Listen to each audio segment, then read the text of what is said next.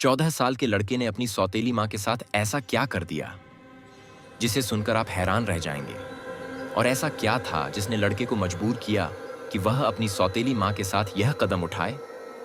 आखिर में आपका क्या ख्याल है? क्या इस गुनाह का जिम्मेदार लड़का है, उसकी सौतेली माँ, या फिर उसका पिता? कमेंट्स में जरूर बताएं।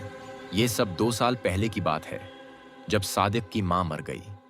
सादिक का दिल अभी तक अपनी माँ की यादों से भरा हुआ था और वो इस सदमे से निकलने की कोशिश कर रहा था कि अचानक उसके बाप ने दूसरी शादी कर ली। नायला, जो अब उसकी सौतेली माँ बन गई थी, एक खूबसूरत और नरम दिल औरत लगती थी, लेकिन वो सिर्फ दिखावे के तौर पर ही ऐसी थी। नायला ने शादी के बाद घर में अपना राज कायम कर लिया। जब भी उसके बाप घर पर होते, वो नरम रवैया अपनाती, लेकिन जैसे ही वो बाहर जाते, नायला का रवैया बदल जाता।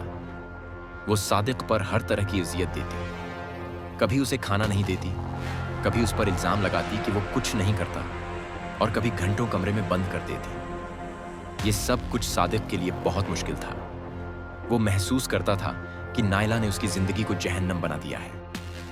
हर दिन की अजियत ने उसे अंदर से तोड़ दिया था, और वो हर पल यही सोचता था कि कब वो इस तकलीफ से आजाद होगा। एक दिन नायला ने सादिक को चूर साबित करने की कोशिश की। उसने झूठ बोलकर सादिक को उसके बाप के सामने बेइज्जत कर दिया, जिस पर उसके बाप ने गुस्से में आकर उसे मारा। इस दिन के बाद सादिक के दिल में इंतकाम की आग भड़क उठी।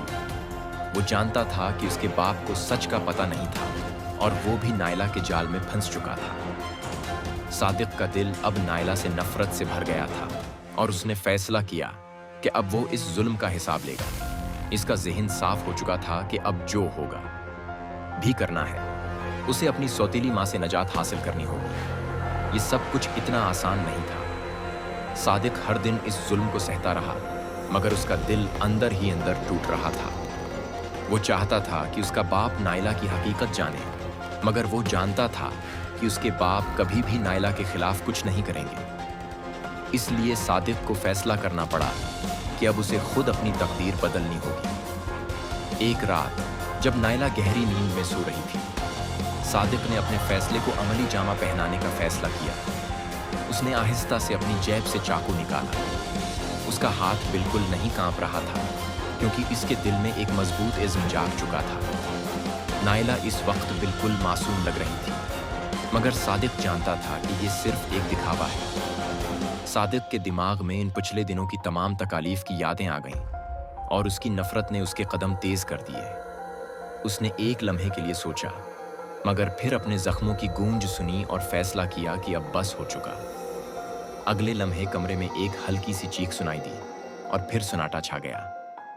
जब सादिक को गुस्से की हालत से होश आया, तो उसने अपने हाथों में खून देखा, और उसे अचानक एहसास हुआ कि उसने क्या कर दिया। वो खुद को एक लम्हे के लिए खो चुका था, और फिर उसके दिमाग में ये हुआ। सवाल आया कि क्या वो वाकई ये सब कर सकता था? क्या वो इस दर्द का बदला ले सकता था? ये सवाल उसके दिमाग में आया, और वो खुद को शदीद मलामत करने लगा। सादिक ने फौरन कमरे से बाहर निकलने का फैसला किया। इसका दिल तेज तेज धड़क रहा था, और वो जानता था कि इसका ये फैसला वापस नहीं हो सकता। वो तेज कदमों से भागते हुए घर से दूर निकल गया, जैसे वो इस गुनाह से बचना चाहता हो। वो जानता था कि वो जिस रास्ते पर जा रहा है, वो वापस नहीं आ सकता।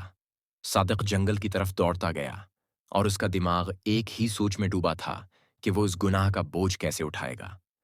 इसके अंदर एक अजीब खौफ का एहसास था, मगर साथ ही उसने अपने आप को इस हकीकत से भी आशना किया कि अब उसके लिए ये रास्ता वापस नहीं आ सकता।